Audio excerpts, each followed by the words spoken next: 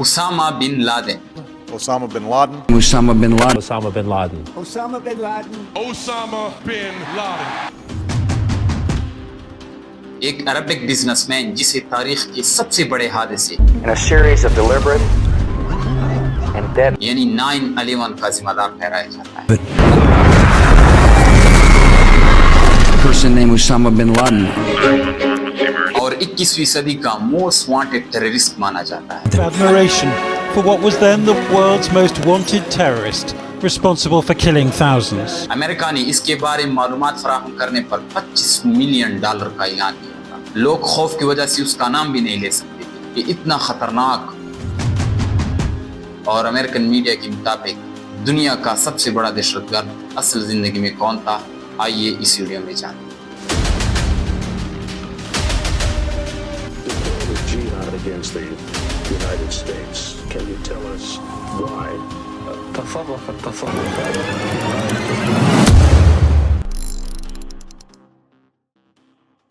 Missiles are shot up in the air, tracer bullets, and men love to see him. When he walks into the room and you realize this guy is 6'3" or 6'4", he never raises his voice.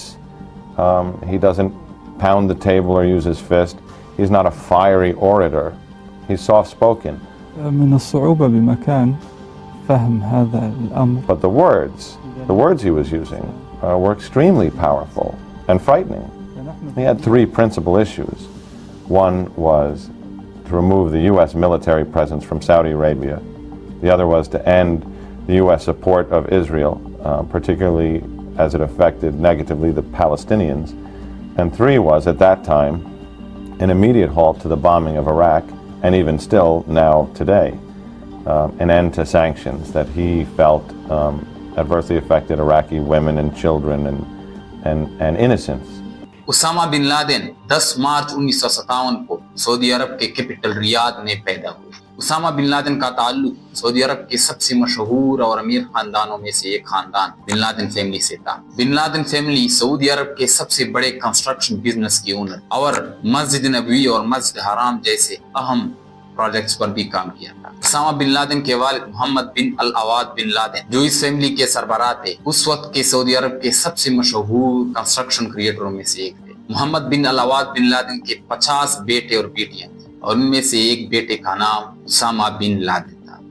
Usama bin Laden بچپن سے ہی خاموش مزاج، سادہ، سنجیدہ اور دین کی طرف زیادہ رجحان رکھنے والا بچہ تھا. سپورٹس میں اسے فٹ بال اور ہارس رائڈنگ بہت زیادہ پسند تھی. امیر فیملی سے تعلق رکھنے کی وجہ سے اسامہ بن لادن نے سعودی عرب کے ٹاپ سکول سے تعلیم حاصل کی اور سعودی عرب کے سب سے مشہور اور بڑی یونیورسٹی کنگ عبدالعزیز یونیورسٹی سے سول انجینئرنگ کی ڈگری حاصل کی اور اس کے بعد کچھ عرصہ اکنامکس اور بزنس بھی پڑھا. عبداللہ اعظم ایک فلسطینی جو کنگ عبدالعزیز یونیورسٹی میں اسلامیات اور دینیات کے پروفیسر تھے اسامہ بن لادن کے فیورٹ اساتذہ میں سے ایک تھے. عبداللہ اعظم کے عصر تعلیم سے اسامہ بن لادن بہت زیادہ دین کی طرف مائل ہوا اور امیری کی زندگی چھوڑ کر سادہ زندگی گزارنے لگا.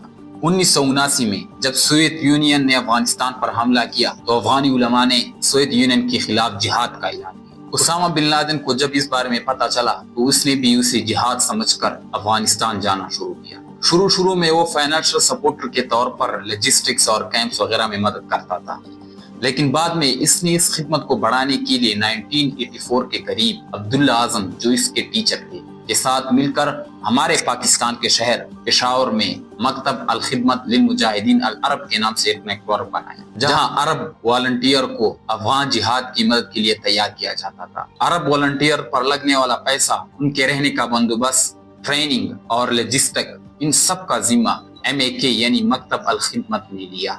4 سال MAK چلانے کے بعد اسامہ بن لادن کی عبداللہ اعظم سے کچھ اختلافات پیدا ہوئے اور مکتب الحکمت سے علیحدگی اختیار کرتے ہوئے 1988 کے قریب اسامہ بن لادن نے القاعدہ کی بنیاد رکھی جو MAK سے بہت بڑا اور انٹرنیشنل سطح پر ملٹری نیٹ ورک تھا. یہ وہ وقت تھا جب سوویت افغان وار اپنے آخری مرحلے پر تھی. کچھ عرصہ کے بعد 15 فروری 1989 کو رشین آرمی افغانستان سے چلی گئی. جنگ کے ختم ہونے کے بعد اسامہ بن لادن کا افغانستان میں رہنا بے مقصد رہ گیا تو آخرکار اس نے سعودی عرب واپس جانے کا فیصلہ کیا.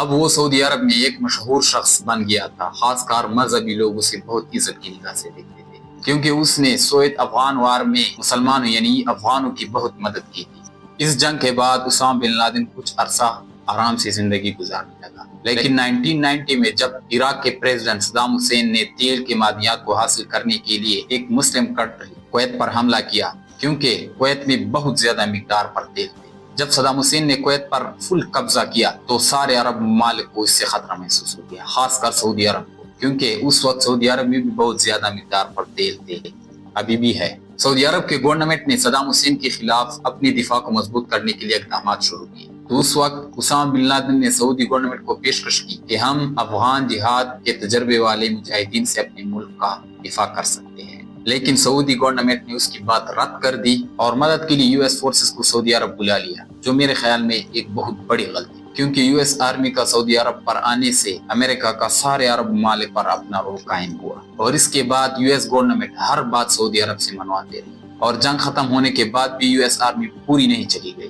بلکہ ان کے کچھ ملٹری بیسز سعودی عرب میں ہی رہ گئے، جو بعد میں عراق کو فتح کرنے میں بہت کام آئے۔ خیر، سعودی گورنمنٹ کی اس فیصلے پر اسامہ بن لادن بہت زیادہ ناراض اور غصے میں آ گئے۔ اس کا خیال تھا کہ ایک کافر فوج کا مکہ اور مدینہ جیسی مقدس سرزمین پر رہنا بہت ہی غلط اور حرام ہے، اور اس نے کھلے عام سعودی گورنمنٹ اور امریکہ پر تنقید شروع کی اور پبلکلی سعودی گورنمنٹ کو غلط کہا۔ آخرکار سعودی گورنمنٹ نے اس پر پابندیاں لگائی اور اس کی پاسپورٹ اور نیشنلٹی کینسل کی۔ ان سب کے بعد اسامہ بن لادن کا سعودی عرب میں رہنا بہت مشکل ہو گیا، اور 1991 کو اسامہ بن لادن نے سوڈان جانے کا فیصلہ کیا۔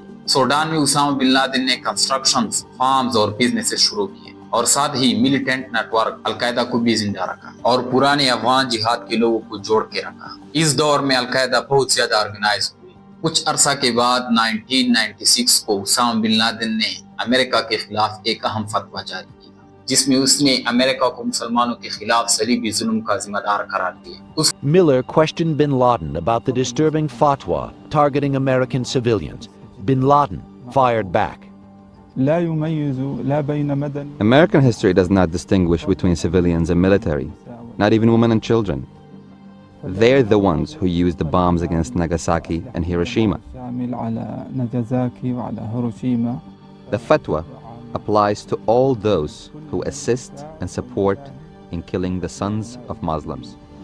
اس فتوے میں درج تھا کہ امریکہ اپنے فوج کو یعنی کافروں کو مسلمانوں کے مقدس سرزمین سعودی عرب میں ایک مسلم کنٹری کے خلاف لڑنے کے لیے رکھ رہا ہے۔ دوسرا پوائنٹ یہ درج تھا کہ امریکہ مسلمانوں کے وسائل اور علاقے لوٹ رہا ہے۔ اس فتوے کے تیسرے پوائنٹ میں مسلمانوں کو امریکی مفادات کے خلاف جہاد لڑنے کی دعوت دی گئی۔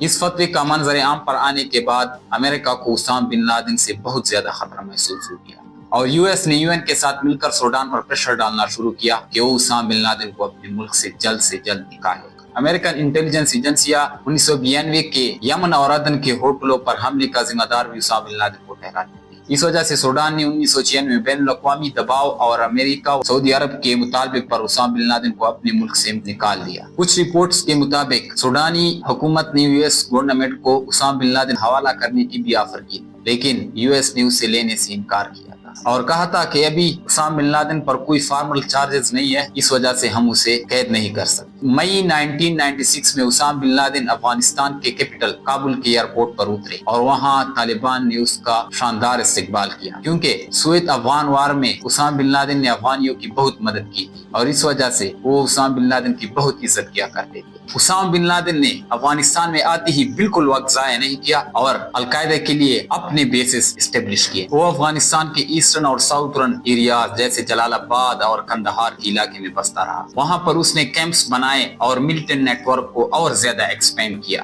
جہاں وہ جہادی تیار کیا کرتے تھے چیچن جہاد کے لیے، جو چیچن کے مسلمانوں کی آزادی کے لیے رشیا کے خلاف تھا، کشمیر کے لیے جو کشمیر کے مسلمانوں کی آزادی کے لیے انڈیا کے خلاف تھا۔ یہ ساری چیزیں اس نے افغانستان سے پلان اور ڈائریکٹ کی، جہاں طالبان نے اسے پوری فریڈم دی تھی۔ طالبان اور اسامہ بن لادن کی آئیڈیالوجی میں کوئی فرق نہیں تھا، کیونکہ دونوں ہی امریکہ کو مسلمانوں کا دشمن مانتے تھے۔ اس وجہ سے اسامہ بن لادن نے طالبان کو فائنینشلی اور ساتھ ہی فوجی لحاظ سے بھی سپورٹ کیا، جسے طالبان نے اپریشیٹ کیا۔ اس سے کیا ہوا، افغانستان میں اسامہ بن لادن کے ایسے ہیڈ کوارٹرز بن گئے جہاں سے وہ انٹرنیشنل سطح پر جہاد تیار کیا کرتا تھا، چیچن، کشمیر اور بہت سے اور مقاصد کے لیے۔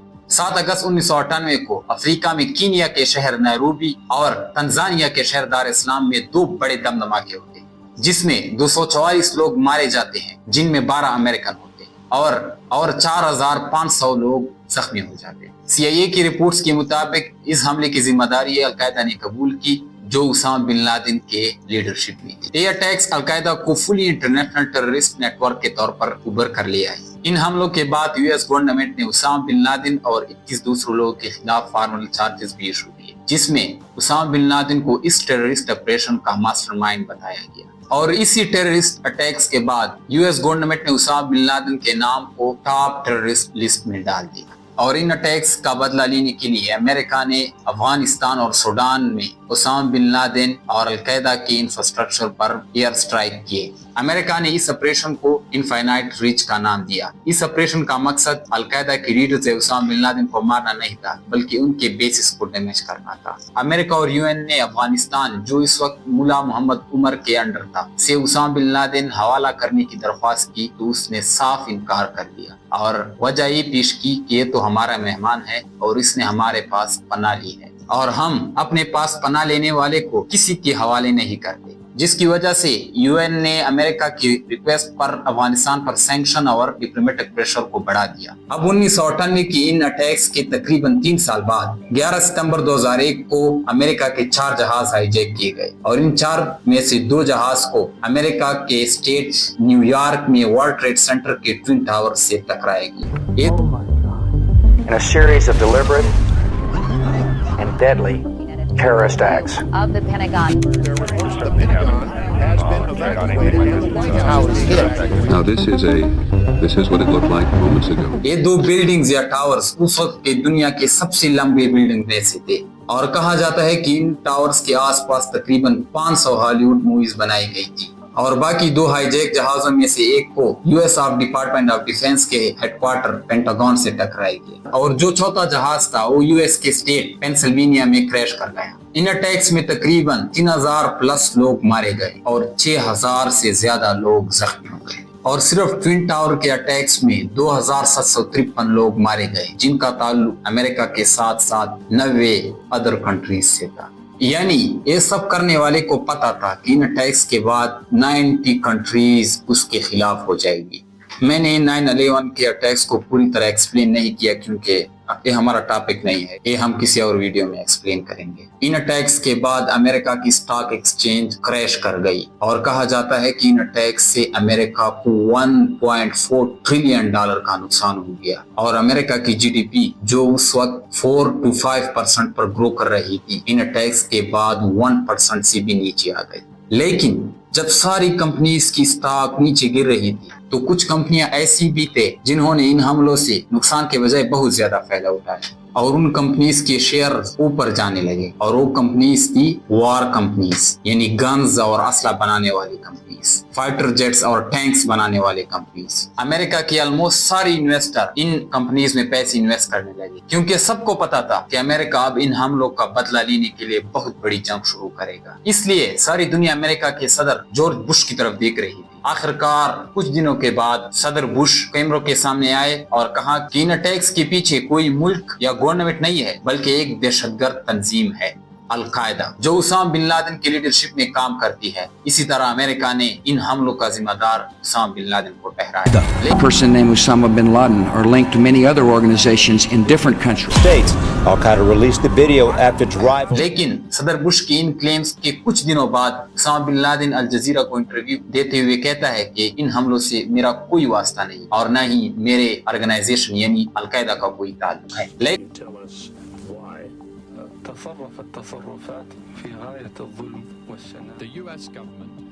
लेकिन अमेरिका ने इनकी बातों का यकीन नहीं किया और अफगानिस्तान के लीडर मुला मोहम्मद उमर से उसामा बिन लादेन को हवाला करने का हुक्म दिया। लेकिन एक बार फिर मुला उमर ने उसामा बिन लादेन को उनके हवाले करने से इनकार कर दिया और कहा कि मैं कैसे उसामा बिन लादेन को आपके हवाले करूं, वो तो कह रहा है कि मैंने ये नहीं किया, इसीलिए बगैर सबूत के उसे मैं तुम्हारे हवाले नहीं करूंगा क्योंकि ये हमारा मेहमान है और हम मेहमान को किसी के हवाले नहीं करते, खासकर जब वो बेगुनाह हो। امریکہ ملا محمد عمر کے اس انکار سے شدید غصے میں آ گیا اور کہا کہ آپ کی اتنی اوقات کہ آپ ہم سے یعنی سپر پاور سے ثبوت مانگ رہے ہو، اور افغانستان پر حملہ کرنے کی پلاننگ شروع کی۔ اور امریکہ کے صدر بش نے اس آپریشن یا جنگ کو وار آن ٹیرر کا نام دیا، یعنی دہشت گردی کے خلاف جنگ۔ This crusade, this war on terrorism, صدر بش کی اس اعلان کے بعد افغانستان نے امریکہ کو ایک اور آفر بھی کی اور کہا کہ ہم اسامہ بن لادن کو کسی تیسرے ملک کے حوالے کر دیتے ہیں،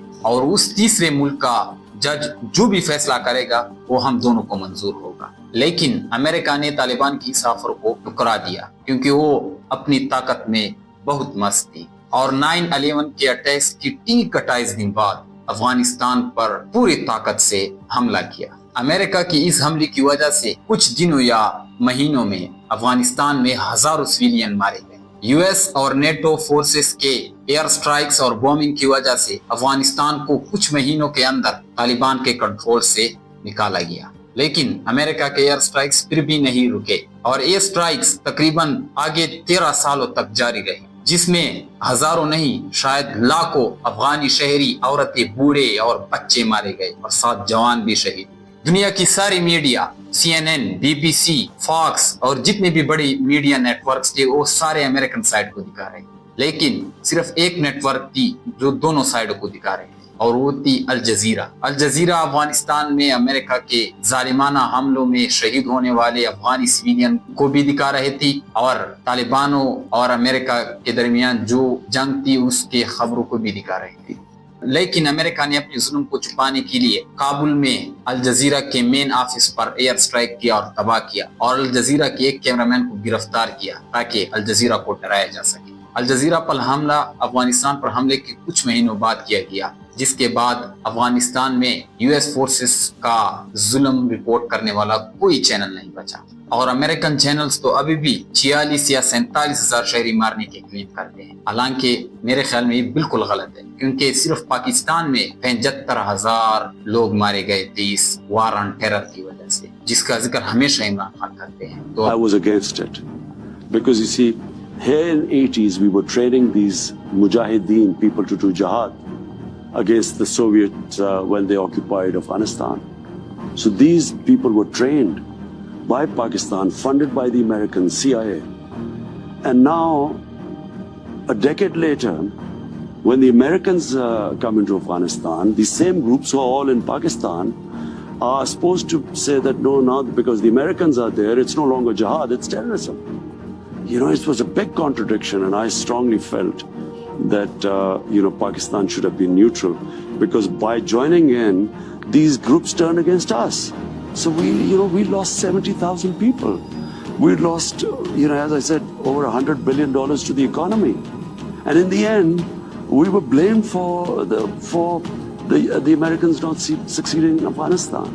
I felt it was very unfair on Pakistan. تو افغانستان میں ہزاروں نہیں شاید لاکھوں افغانی مارے گئے تھے۔ خیر، افغانستان پر حملے کے بعد اسامہ بن لادن کچھ سالوں کے لیے غائب ہوتا ہے، اور یہ جنگ جاری رہتی ہے جو اس کے نام پر شروع کی گئی تھی۔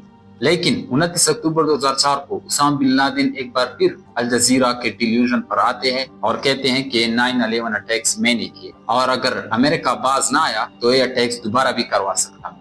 یہ ویڈیو یو ایس کے پریزیڈنشل الیکشن سے ٹھیک 2 ہفتے پہلے آتی ہے، جو جان کیری اور جارج بش کے درمیان تھے۔ اس ویڈیو سے سب سے بڑا فائدہ جارج بش کو ہوتا ہے، اور وہ دوبارہ یو ایس کے پریزیڈنٹ بن جاتے ہیں۔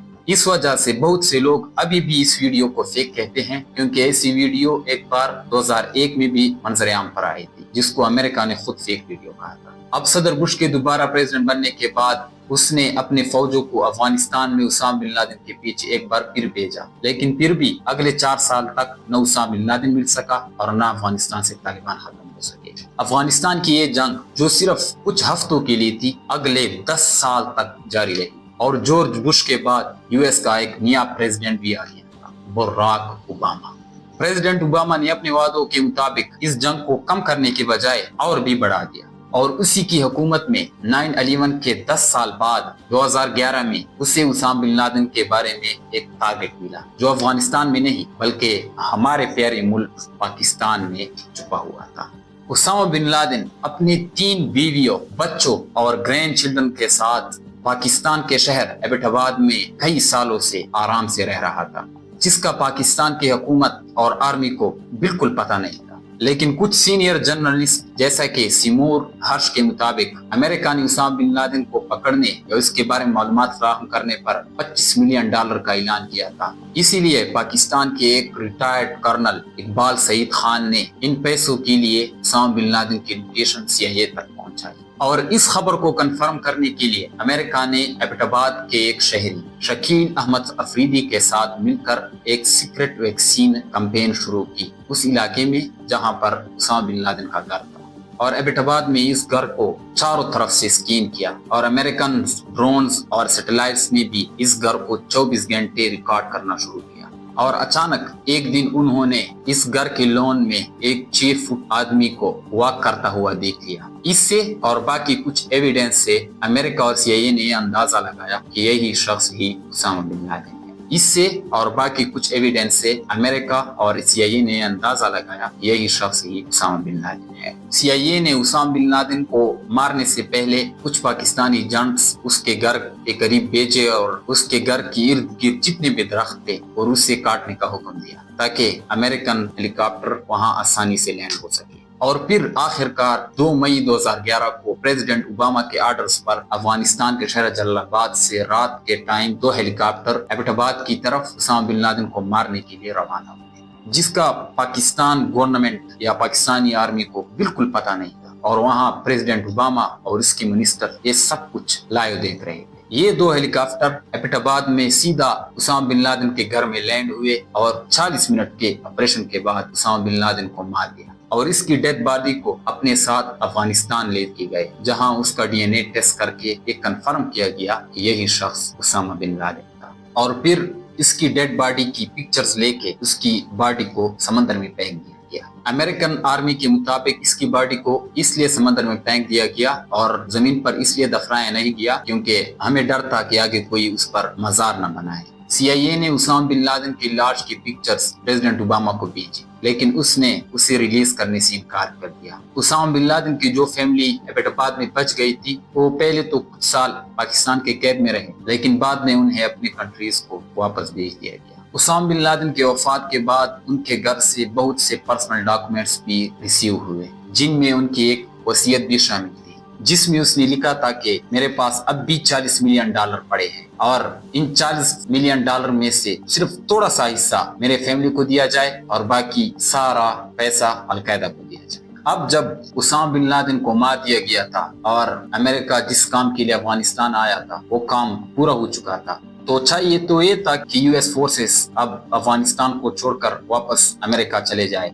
लेकिन वो नहीं चले गए और अगले 10 साल तक अफगानिस्तान में बैठे रहे। 9/11 के अटैक्स में 3000 लोग मारे जाने के बाद जो पूरी दुनिया में अमेरिका के हुक्म पर वार ऑन टेरर शुरू हुई थी, उसमें अब तक तकरीबन 4.6 मिलियन लोग मारे जा चुके हैं। 4 करोड़ यानी 400 लाख लोग अपने घरों से डिस्प्लेस होकर बेघर हो चुके हैं, जिसमें सारे मासूम और बेगुनाह लोग शामिल जिनका 9/11 से कोई ताल्लुक नहीं था और आज भी पूरी तरह अमन कायम नहीं हुआ है। अमेरिका तो अब मजे कर रहा है, लेकिन सेंट्रल एशिया को बर्बाद करके छोड़ दिया गया है। अब अगर हम उसामा बिन लादेन की जिंदगी को देखें तो उसकी जंग सिर्फ और सिर्फ अमेरिका के खिलाफ थी। Missiles are shot up in the air, tracer bullets, and men love to see him. When he walks into the room and you realize this guy is 6'3" or 6'4", he never raises his voice. He doesn't pound the table or use his fist. He's not a fiery orator. He's soft-spoken. من الصعوبة بمكان فهم هذا الأمر. But the words he was using were extremely powerful and frightening. He had 3 principal issues. One was to remove the U.S. military presence from Saudi Arabia. The other was to end the U.S. support of Israel, particularly as it affected negatively the Palestinians. And 3 was, at that time, an immediate halt to the bombing of Iraq, and even still now today, an end to sanctions that he felt adversely affected Iraqi women and children and innocents. Miller questioned bin Laden about the disturbing fatwa targeting American civilians. Bin Laden fired back. لا يميز لا بين Madani American history does not distinguish between civilians and military, not even women and children. They're the ones who used the bombs against Nagasaki and Hiroshima. شامل على ناجازاكي وعلى Hiroshima. The fatwa applies to all those who assist and support in killing the sons of Muslims. وہ Usama bin Laden جب وہ Soviet union کے خلاف لڑ رہا تھا افغانستان میں تو امریکہ کے لیے یہ فریڈم فائٹر تھا، لیکن جب یہی اسامہ بن لادن اس کے خلاف لڑنے کے لیے تیار ہوا تو وہ دنیا کا دہشت گرد بن گیا۔ اس کی مثال بالکل امریکہ کے جارج واشنگٹن کی طرح ہے۔ جارج واشنگٹن برطانیہ کے لیے سب سے بڑا دہشت گرد تھا، لیکن امریکنز کے لیے فریڈم فائٹر تھا، کیونکہ وہ امریکہ کی آزادی کے لیے جنگ کر رہا تھا۔ اس طرح اسامہ بن لادن سمجھتا تھا کہ امریکہ مسلمانوں کو نقصان پہنچا رہا ہے اور اس کی وسائل کو لوٹ رہا ہے، تو اس وجہ سے وہ امریکہ کے خلاف لڑ رہا تھا۔ وہ جنگ جو صرف اسامہ بن لادن اور امریکہ کے بیچ تھی، امریکہ نے اپنے زور پر سب پر مسلط کر دی۔ وہ جنگ جو صرف اسامہ بن لادن اور امریکہ کے بیچ تھی اور اس میں کوئی دوسرا ملک یا گورنمنٹ نہیں تھا، لیکن امریکہ نے اپنے زور پر یہ جنگ سب پر مسلط کر دی، اور اس جنگ میں سب کو، افغانستان، پاکستان اور بہت سے ممالک کے عوام کو بہت نقصان پہنچا اور آج بھی پہنچ رہا ہے۔ اور فائدہ صرف اور صرف ویپنز بنانے والی کمپنیز کو ہوا جو امریکہ میں ہیں۔ رپورٹس کے مطابق وار آن ٹیرر شروع ہونے کے بعد ان کمپنیز کی انکم 1 سے 10 گنا بڑھ گئی، یعنی ایک کمپنی جو 3 ملین مہینہ کماتی تھی اس جنگ کے بعد 30 ملین کماتی تھی، اور نقصان جو ہوا وہ پاکستان اور افغانستان کے معصوم عوام کو ہوا، ان کے کاروبار، گھر اور امن کو برباد کر دیا گیا، اور آج بھی یہ وار آن ٹیرر جاری ہے۔